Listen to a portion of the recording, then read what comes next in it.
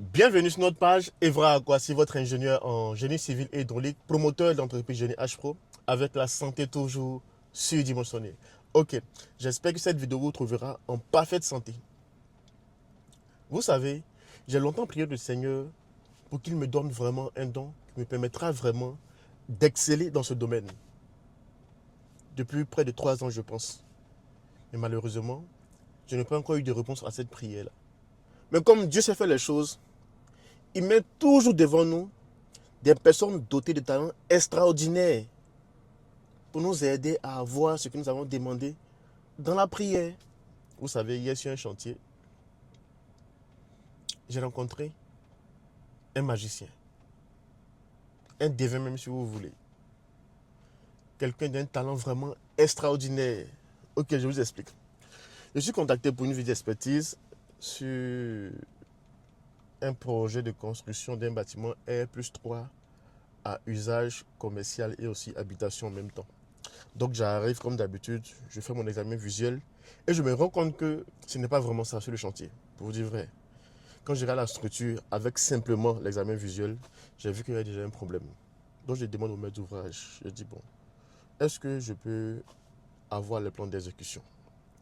Elle dit non, elle dit oui, il n'y a pas de souci, que c'est mon neveu qui a travaillé dessus. Voilà, il m'a été recommandé en fait par la famille, ok.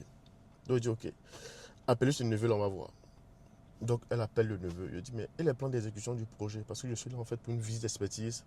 J'ai besoin de ces éléments-là pour pouvoir mener à bien en fait ma mission.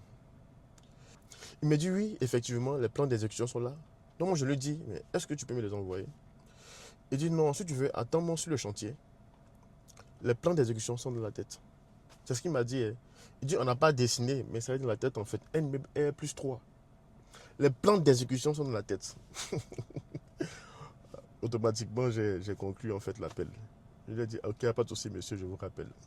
Vous savez, un ingénieur, quel que soit son niveau, même si c'est le meilleur concepteur au monde en fait, sans plan d'exécution, calculer bien sûr, tout ce qu'il fera en fait sera forcément faux, pour vous dire la vérité. Sera forcément faux. Même dans nos calculs, on se trompe. Hein. Je prends par exemple, souvent tu te mets à dimensionner un ouvrage élémentaire, par exemple, une poutre. Tu t'attends à certains résultats, mais lors des calculs, c'est pas ce qui arrive en fait. C'est d'autres résultats qui arrivent en fait. Donc tout bâtiment, comme j'ai dit, construit, même par le meilleur ingénieur au monde, sans plan d'exécution, est une bombe à retardement. Je ne savais pas qu'il y avait autant de magiciens en fait sur cette terre. Franchement, j'ai eu quelqu'un qui va me former en fait dans l'avenir, pour vous dire vrai. Donc ce que j'ai fait, j'ai dit à la dame en fait de convoquer ce dernier là pour qu'il vienne à mon bureau, pour qu'on puisse mieux échanger en fait. Là, je vais apprendre de lui. Ok. C'était mon petit partage de ce matin. Avec vous mes abonnés aussi.